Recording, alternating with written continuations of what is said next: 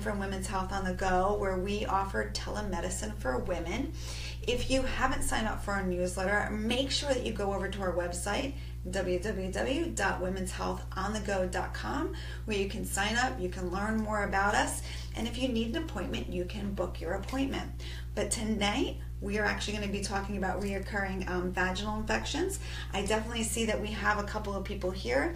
Yes, Nancy, it is the first day of spring. So excited about that. I'm very happy everyone's here. Let me know where you're, where you are, where you're joining us from. That would be awesome. If you have any questions, definitely post them. I may not get them to you to the question right away, but I will definitely answer your questions. So if you have any questions as we go along, please do not hesitate to post them down below or reach out to me on our website. Okay, so reoccurring vaginal infections. I want to talk about this because I think that this is, when you look at the reasons why women go to the GYN, a huge amount of times is because they're having some kind of vaginal infection. And a lot of the times, as well, as once we have those infections, people keep coming back, and it's just like, I can't get rid of this. I get rid of it for a little while and it comes back. And the two infections that I'm going to be talking about, which are the really most common ones, are a bacterial infection, which we call BV, vaginitis, bacterial vaginitis. That one I'm going to talk about, and I'm also going to talk about yeast, candida. Those are the two most common ones, that actually occur with women. And they can be annoying. And, not only, I don't want to say for me, but for me, because I feel bad that the patient keeps coming back and saying, I can't get rid of this thing. But then it's also can be, a nuisance for you. One, some of them don't really feel that great.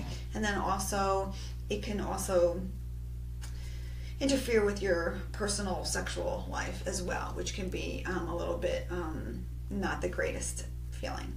So those are the two kind of infections that I'm going to talk about that are reoccurring, and what we typically do with them to try to rectify them. Now, first off, let's talk about what causes reoccurring vaginal infections, because there are a lot of things that actually cause this. One, birth control.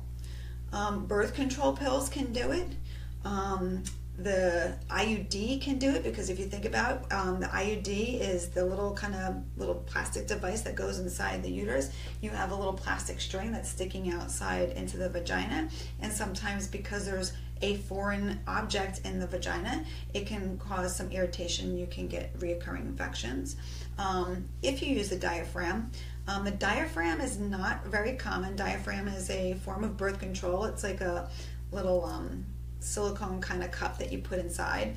It's not very often these days that I will fit somebody for a diaphragm. I probably say within a year, maybe like 2 people in a year will actually come and get fitted for it, but it is something that can cause you to get reoccurring vaginal infections.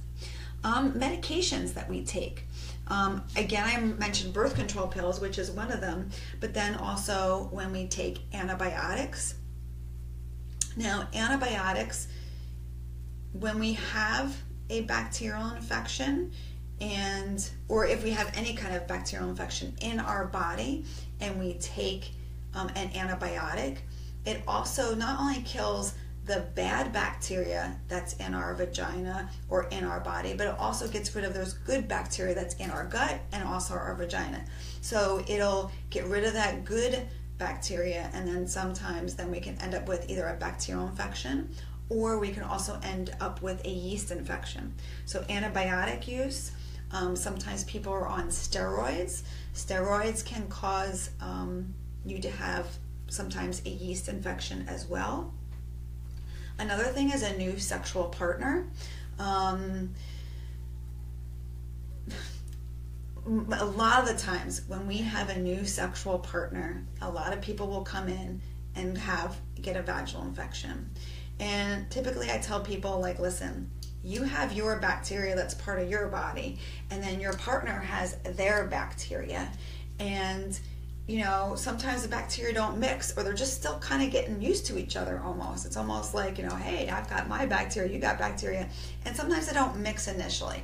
So it's typically when we're first with a new partner, it's very common that women will get infections and reoccurring infections. And it's almost until, you're getting to know your new partner, well, your vagina is getting to know your new partner as well. So sometimes that can happen as well.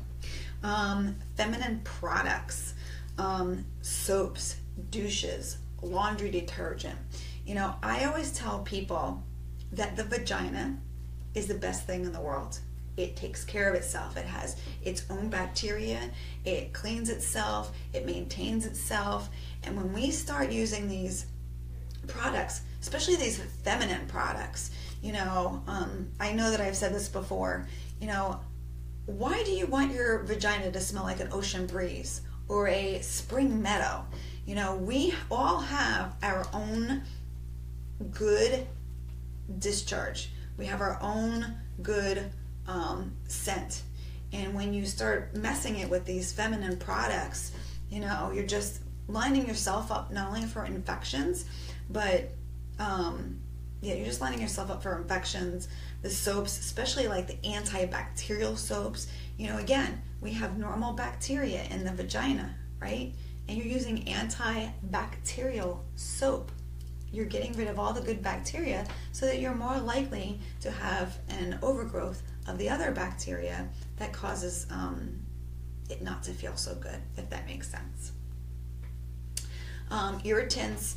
Now I talked about, there's lots of different irritants, especially when I talked about soaps and stuff like that, but sometimes when I go back to also having a new partner, even if you do have a new partner and you're using a condom, so one, if you haven't been sexually active for a while and now you are, and your body's just like, what is this chemical thing that you got going on in here? And it can cause irritation to the skin, cause inflammation, and you can end up with a bacterial infection. Of course, other irritants are laundry soap,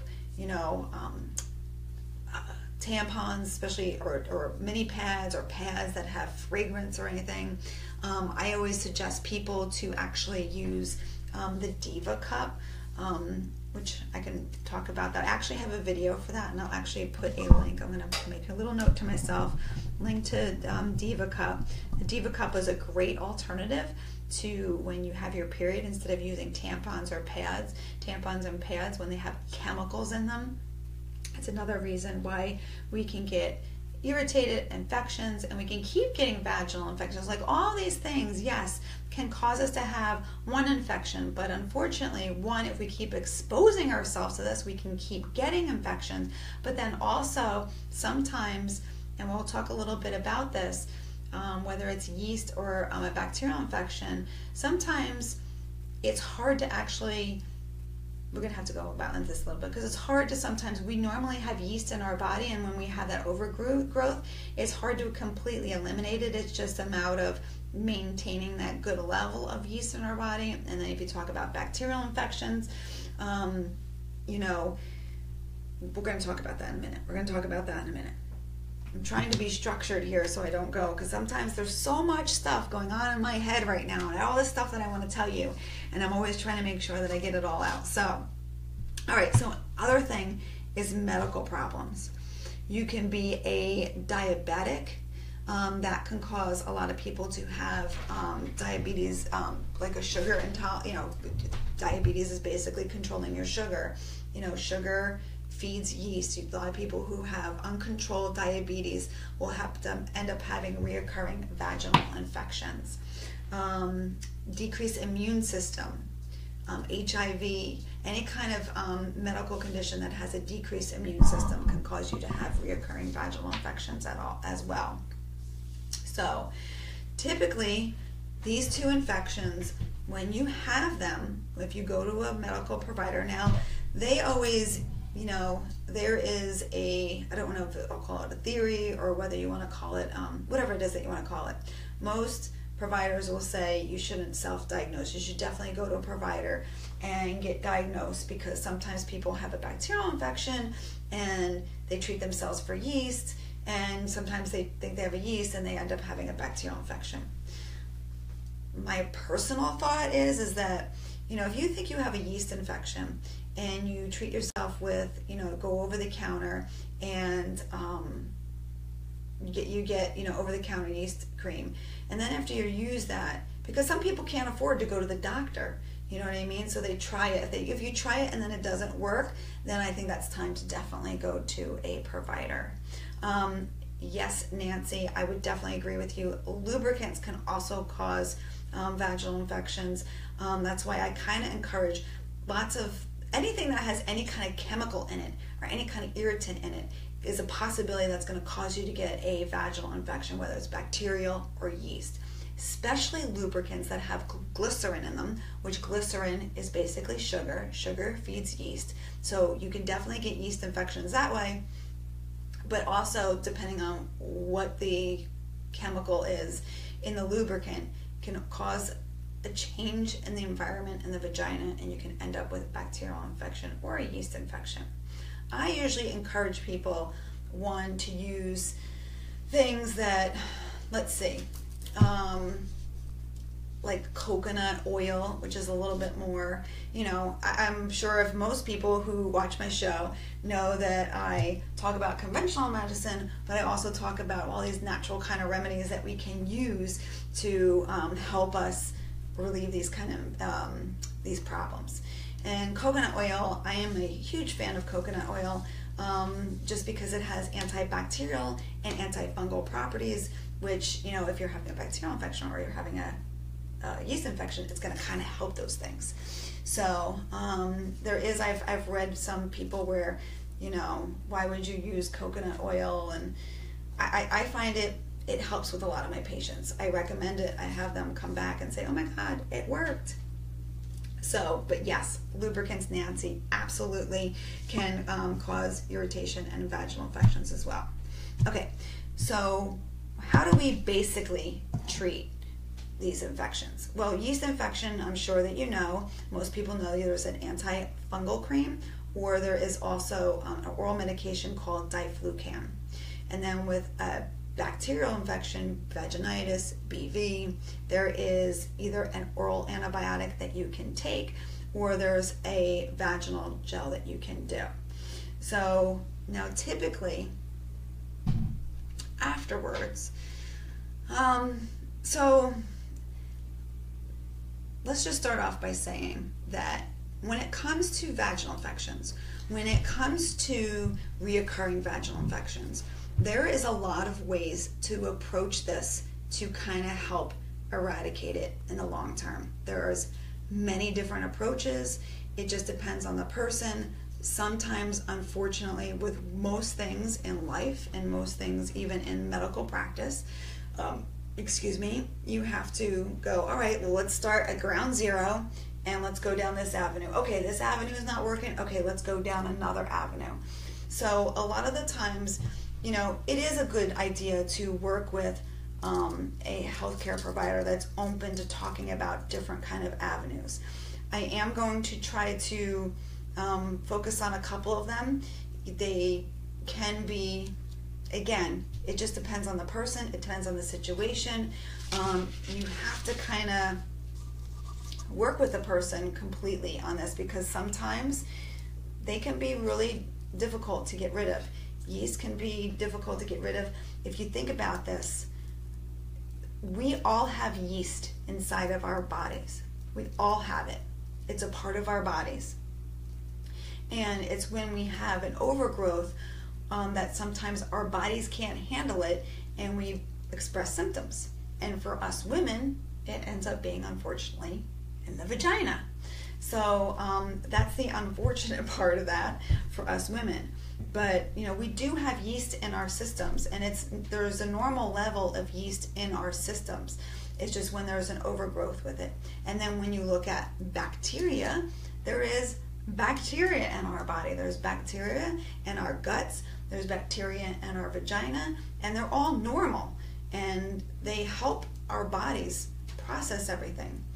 But the problem is that we're in this world where we're taking a lot of medications, we've been taking, like, I can know that when I was growing up, I had strep throat all the time, and I took lots of antibiotics growing up. Well, unfortunately, yes, that was good because it got rid of the strep throat that I had, but it also got rid of a lot of good bacteria in my gut. And you know, this is why a lot of us have problems in our bodies, is because all that normal stuff that we normally have, we have altered that in our system so that we're more prone to yeast and vaginal infections. I certainly hope that that made sense. Because I know that I try to be as, my brain sometimes is going and I'm trying to explain things, and I'm hoping that that actually made sense.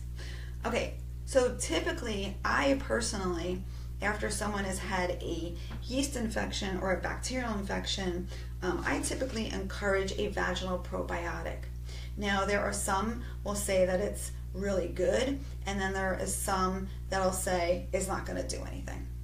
I find that especially for bacterial infections, we want to get a good level of the good bacteria in our vagina. And sometimes, in order for women to, hopefully, it doesn't always work, but you know, my thought process is that let's try to nip this in the blood from coming back. So suggesting getting a vaginal probiotic, you know, and some people, you know, take it orally. I say, why put it here when we need it down there? So I typically say, you know, at nighttime after you do your treatment, put one in every night inside the vagina and do it for about, I don't know, 6-7 nights, and sometimes that'll help that. It's not a guarantee, but sometimes it does help. Okay, reoccurring yeast. Conventionally, what do we do? Conventionally, when I talk about conventionally, I talk about, you know, in the medical field. Because you know me, I always love to talk about the alternative or complementary way as well, but I always try to start off with the conventional way. So depending on, now, my experiences, now, okay, diflucan is the oral medication. It's supposed to take care of, you know, common, which usually is Candida albicans, which is supposed to help with that. It helps a lot of people, but sometimes if people want to start off with a diflucan, and they do, and they have no relief, I always give them 7 days of the vaginal cream as well, because I find that the diflucan is not always the best choice for everybody. It doesn't always take care of the yeast infection. So typically when you have a yeast infection, they'll give you a diflucan. I personally give always 2 doses of it. Now, if you keep having, and usually what you do is you repeat it, like you skip a day. And then there's also the theory of doing it for 3 doses, every other day for 3 doses. Yes, thank you. Yeah, I was trying to think, did I say that right? Yes, every other day for 3 doses. Now, if you keep having problems with the yeast infection, there's a way that you do that for initially for the 3 doses, and then weekly you take a diflucan for 6 months. You know, and sometimes that actually helps eradicate the reoccurring vaginal infection. Or you can start off with the diflucan. Sometimes I give diflucan, and I also give yeast like Terazol cream at the same time. Like I said, there is so many ways that you can actually attack this situation. It just depends on the person, and it depends on the situation. So you can take the oral medication for 2 to 3 doses every other day, and then if you keep reoccurring, starting off with that and doing it weekly for 6 months, or doing the diflucan for 2 or 3 doses and then doing Terazol for 7 or even 14 days, you know, and then see what happens. There's so many avenues you can take in order to try to figure this out. It's just a matter of finding the perfect one for everyone, which we're all unique and we're all different, which is amazing and awesome, but sometimes it makes it a little bit of a challenge. Now, when it comes to a bacterial infection, the problem is that 30% of women within 3 months are definitely going to get bacterial infection. within 50% of women within 6 months are going to get another bacterial infection. Bacterial infections, as much as yeast tends to be very difficult sometimes to get rid of initially, because yeast can be stubborn, and again, we have yeast inside of our systems normally, so we're just trying to get rid of that overgrowth.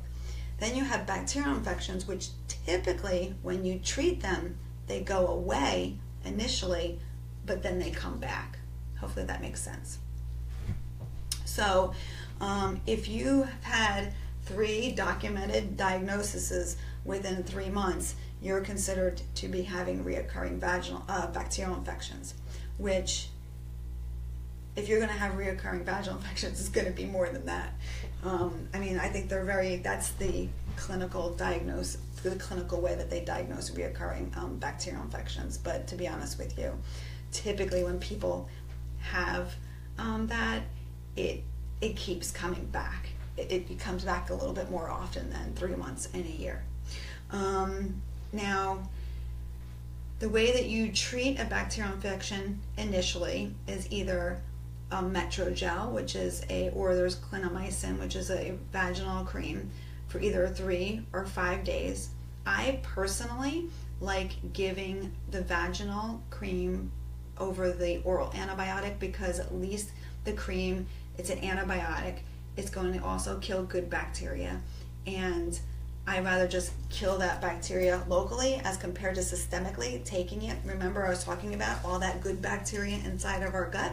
So if you take it orally, then you're just getting rid of it a lot more in your body.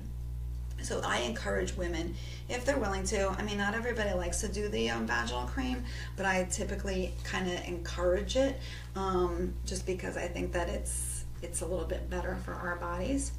So we do that, but if you keep having it reoccurring, then there are so many different ways to kind of nip it in the bud. But usually you can give the Metrogel for 7 to 10 days. Usually, typically, Metrogel is only for 5 days. But if you keep having reoccurring, you can do it from 7 to 10 days, and then you can do it twice a week, which is just, unfortunately, it is gel for up to 4 to 6 months.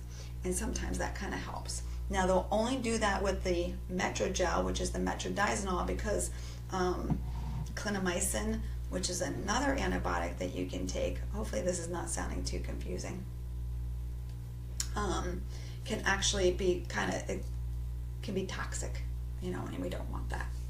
So one thing that I learned, and I went to this training in the Bronx, and probably one of the worst sections of the Bronx, no offense to anybody in the Bronx, but and I went to this training to this sexual health clinic, and it was a really, really amazing experience.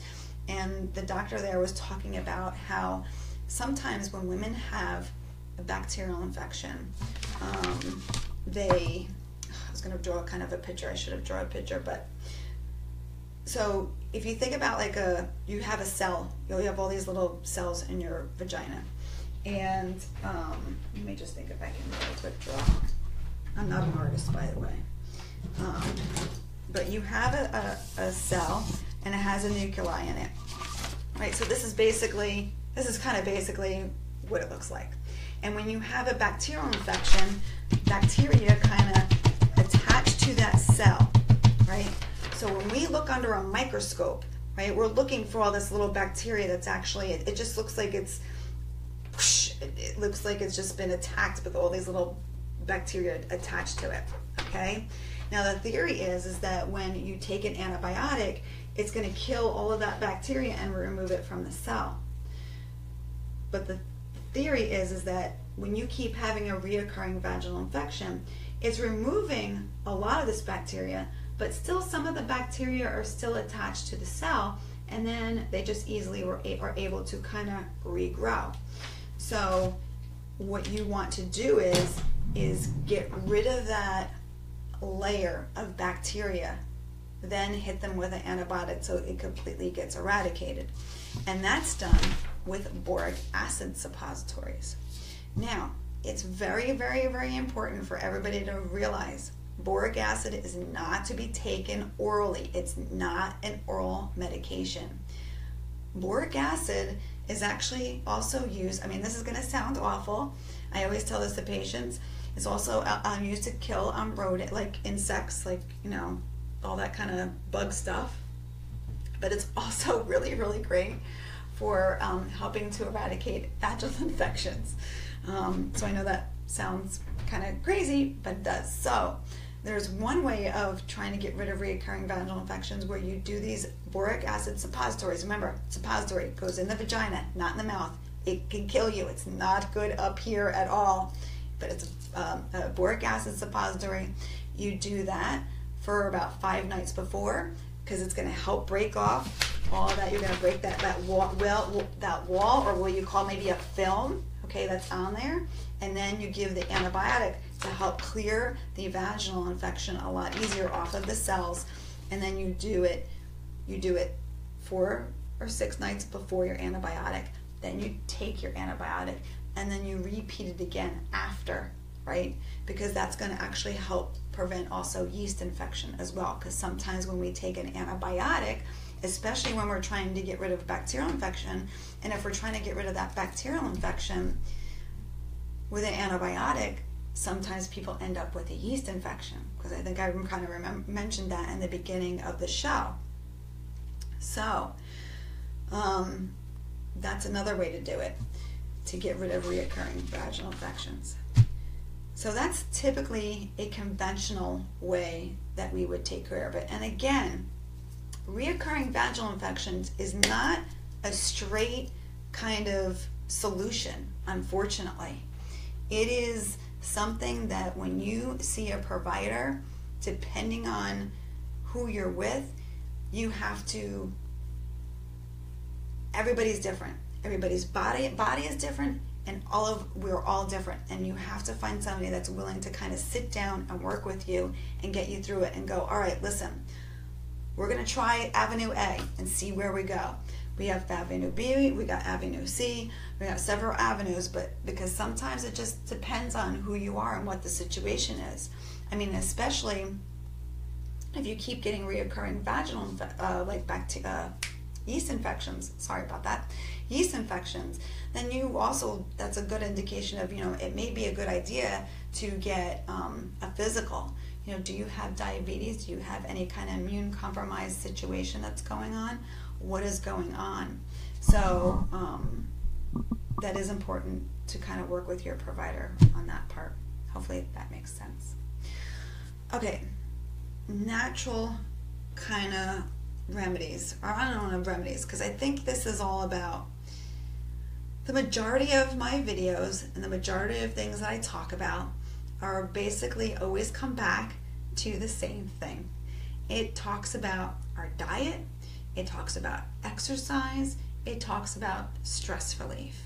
I mean, and basically, I'm probably going to tell you this, every medical condition we probably talk about, I'm going to talk about the same stuff. At the end of the show, when I go into natural stuff, I mean, besides different kind of, you know, whether it's herbs, acupuncture, or whatever, but at the end of the day, it's the same kind of stuff. So one, you know, we got to think about, you know, yeast can cause inflammation down there, bacterial inflammation. So we want to do, as I say, anti-inflammatory diet. Change our diet. What kind of foods are we eating? Are we eating lots of sugary foods? Are we eating a lot of yeast-producing foods? You want to look at your diet, and you may need to change your diet. Are you drinking sodas all the time? Are you drinking water all the time, which is better for you? I mean, you really got to look at your diet and try to change the way that your eating habits may be. You want to avoid any kind of irritants to the area. Look at your laundry detergent. I mean, I love when people say, oh yeah, I'm using Tide. Oh my gosh, Tide is so harsh. And I know that, you know, you think, well, I just put my underwear on. But if you think about your vagina, I mean, it's not this kind of skin here. It's different kind of skin, and you have exposure. It's mucous membrane that's down there, and it's a little bit more prone. And yes, I know a lot of people will say to me, well, I've been using Tide for, you know, so many years. Yeah, but our bodies are going to change hormones in our bodies are going to change. You know, yeast infection is sometimes seen with people with extra estrogen in their body. So, I mean, when we go through these changes in our life, you know, our vagina is not always going to be the same. It's always going to change. Your periods are going to change throughout your cycle. All these things are going to change throughout your life. So you want to look at your irritants, make sure you're not using any douching, make sure that I actually tell people don't even use soap. You don't need soap. Vagina, remember? I think I said this already. The most amazing thing in the world. It takes care of itself. Maybe a little water down there. That's about it. You don't need anything else. Trust the vagina. The vagina will take care of you. If you trust it, it'll take care of you. So don't worry about that. And then, you know, I think that also looking at your whole body and about your hormone regulation as well. A lot of the times when we talk again about different kind of medical conditions, I always talk about sometimes there's an alter in our hormones, and looking at herbs that are going to make sure that our hormones are under control, like, you know, chasteberry, dong quai. There's lots of different herbs that can, you know, regulate our hormones. Making sure that our liver is working properly and releasing. Remember, the liver gets rid of toxins throughout our bodies. We want to make sure that there's any toxins are being released appropriately. You want to make sure that estrogen, the extra estrogen in our body, which I think I mentioned before, sometimes when we have extra estrogen in our body, then we're a little bit more prone to yeast infections. So we want to make sure that our body is properly functioning, making sure that liver is working appropriately and getting rid of any of the toxins or extra estrogen in our bodies. BV. Now I read this is actually, I can tell you, I'm always learning things.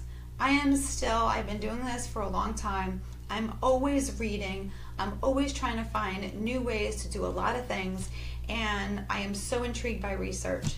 You know, there are a lot of things out there that have been, I guess you will call folklore. Women have been doing it for years and years and years, and it works. And then sometimes, though, for me, when things work for over years and years and years, I always go, oh my gosh, it's got to work. I mean, these women have been doing it for years. But then for me, I also love research. I love looking at research. I love reading research. And I had a patient come to me. Now, I've heard a lot of things in my days, but this was definitely new. She came to me, I don't know, within the last month. And she was saying how, you know, she's been having these issues. She was looking online. She was trying to find things because she didn't, unfortunately, have insurance. She didn't have the money to come to, you know, a provider, which she ended up doing at the end, but she tried to do her own research. And she's like, oh, I read this research. I put some vitamin C in my vagina. I said, you put vitamin what? She's like, vitamin C caplets. And I was actually, I've heard putting a lot of things like, you know, yogurt, garlic, I mean, lots of different things inside the vagina, but I never ever heard of vitamin C. So as soon as she leaves, of course, I'm like, let me look this up. And there was actually research that was done that they took. So women who were having reoccurring bacterial infections, they took 250 milligram capsules, and they had to be like vegetarian capsules because some of them are made of horse hooves or have glycerin in them. So you don't want that sugar, you don't want that glycerin. Remember, sugar feeds yeast. So they were vegetarian capsules, and for women who had reoccurring bacterial infections, for, like, we'll just say the first 6 days of the month, they inserted the capsule inside the vagina every night for 6 nights, and they did it every month for 6 months. Now, if you remember the statistic that I said before, 50% of women will have a reoccurring bacterial infection within 6 months.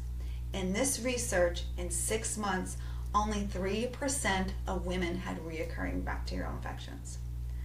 I was sold. I said, oh my gosh, I got to put this in my little book of knowledge inside of here, because I talk about lots of different things about how we can prevent, you know, reoccurring vaginal infections. And I thought that that was very, very interesting research, and very reasonable and not expensive to do. So that's something. Sometimes women talk about that after they've had sexual relations that they end up having a bacterial infection. Sometimes I tell women, because I think I personally think that boric acid helps not only with bacterial infections, but also helps with yeast infections as well. So I've had women what we call post-coital, which is right after sex. So that night, they've just put one boric suppository, remember, a boric suppository in the vagina, not the mouth, very toxic. It goes in the vagina at night, just after every sexual relation, episode that they have, and they never get a bacterial infection again. So that's another thing. Of course, I talked about vaginal probiotics. If you want to take vaginal probiotics orally, I think it's a waste of time. I think you should just put them inside the vagina. Let's get them to where they need to go. But anybody who has reoccurring either yeast or bacterial infections, I recommend to people to put them inside after you have an infection, putting them in about, for 6 or 7 nights. And even if you need to maintain and do just like the vitamin C, do them the first couple of nights of the month, and hopefully that'll help prevent that. Coconut oil suppositories, I think that I might have mentioned that earlier. I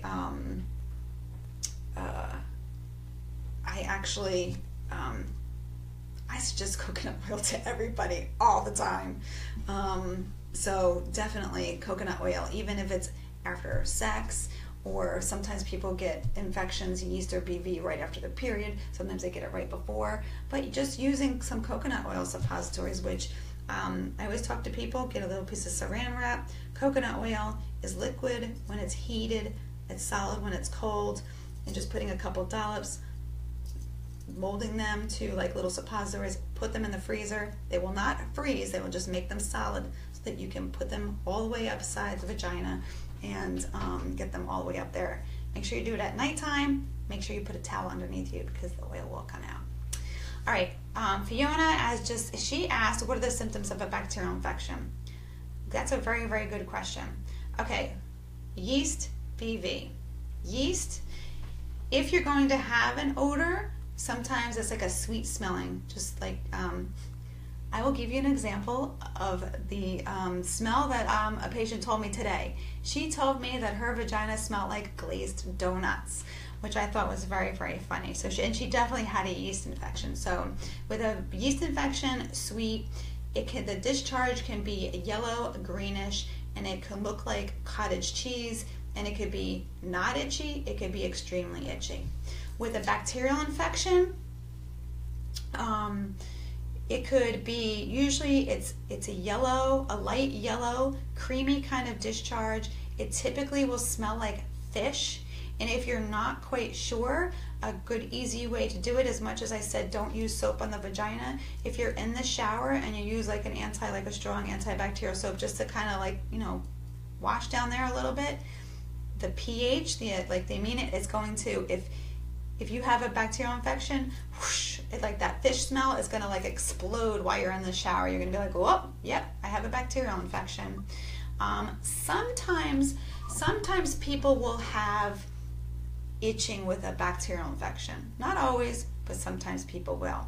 Sometimes people will have a little bit of pain, because if you think about it, it's an infection, it's an inflammatory process. Some people with both of them will get a little spotting like after sex, because if you think about it, it's an inflammation process. Both of them, there's inflammation going on in the vagina, right? So if you're having sex and it's kind of irritated, you may get a little spotting with that. But those are basically the symptoms of both of them. Of course, nothing is cut and dry. Sometimes people come with unique symptoms like a glazed donut odor, but we're all unique, and that's the great thing about us. So I definitely have gone over 30 minutes today, so I don't want to keep you guys. I can keep going on and on about this. I hope that it was structured enough so that I was able to clearly give you lots of great information about reoccurring vaginal infections. It's something that I can talk about. I love doing what I do, so I can always talk about anything forever. But this is one thing that I think that there's a couple of things in my life, in my world, that I know that I'm I talk about it a lot. That's the thing. So many people are coming in the office all the time because of this. So it's something that I'm very versed in, and I really enjoy talking about it. And I'm hoping that this helps you a little bit, or just giving you a little starting point of if you're having reoccurring vaginal infections, where you can kind of start off with, what you can do to talk to your provider. Of course, womenshealthonthego.com. If you have reoccurring vaginal infections and you want to talk about it further, book an appointment with us. I'd be more than happy to talk about a strategy to try to get rid of them, because I know that they can be a pain in the beep. So I know that they can be, and they're very frustrating, and they can interfere with our life. You know, especially if you're itching all the time, or you're sexually active and you have a new partner. I know that that can be embarrassing, and kind of, they can, it could touch your little heart. I guess that's what I can say. So definitely hope that this was all great. Again, if you haven't signed up for our newsletter, womenshealthonthego.com, go visit our website, sign up for our newsletter. You get a great little ebook on 20 great simple things you can do to take care of your boobs and vagina. You get a special discount code for your first visit, and of course you get newsletters from me. And so next week, it's going to be a little bit different. I'm actually meeting up with an acupuncturist to talk about women's health and how acupuncture can help women's health. Unfortunately, she can only do Friday morning. So I'm going to be probably live this Friday at 10:30 in the morning, but I will come on next Monday, and I will replay that for everybody for a Monday night. But if you're around 10:30 in the morning on Friday and you want to come on live, that would be awesome too. I'm really excited to have her and talk about, I think acupuncture is wonderful for so many things for women's health. So I want to make sure that you guys get that. I'm actually going to get a needle in me to show to you. It's really, really not that bad. So thank you very much for showing. Remember, everybody, women's health matters. Our bodies matter. So let's make sure that we take care of ourselves. I will see you next Monday. And or if you're around, I'll see you on Friday as well. Thank you, Fiona. Thank you, Nancy. Thank you, Dave. Thank you, Sandra. And thank you, everyone else that showed up to our show tonight. Thank you so much. And I will see you next week. Take care, everybody. Bye-bye.